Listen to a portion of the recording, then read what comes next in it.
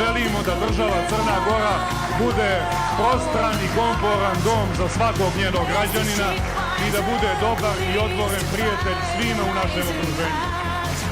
Hvala vam na pažnji, hvala vam na strpljenju, hvala vam na podršci koju ste nam pružali i pozivam vas da se zajedno proveselimo našoj velikoj demokratskoj pobjedi. Živjeli!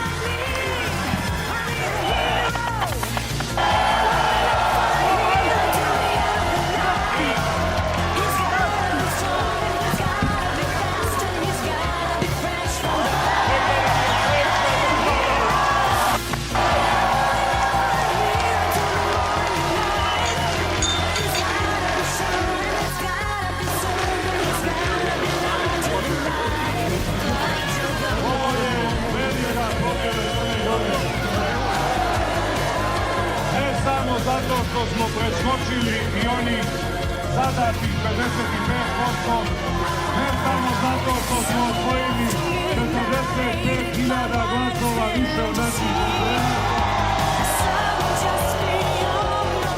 ne samo zato što je ovo 5. obnova crnogorske države, nego prije svega zato što smo tokom svih ovih godina u kojima smo željeli državu i sami pokazali da imamo demokratsku i političku zrelost i da ćemo znati da ovog puta čuvamo našu državu.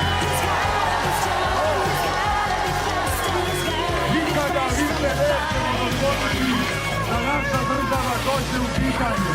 Crna Gora nam treba kao naš dom, kao prostorni i komforni dom svih naših građana i one naše braće i prijatelja koji nijesu bili danas za nama.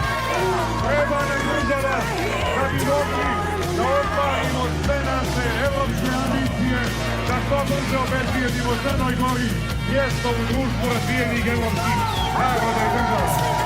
Živjeli, čekam je za srećom, veselimo se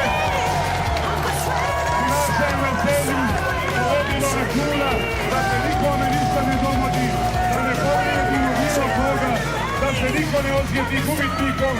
Dobili smo državu koja mora biti dom svih nas koji živimo u Crnoj Gori.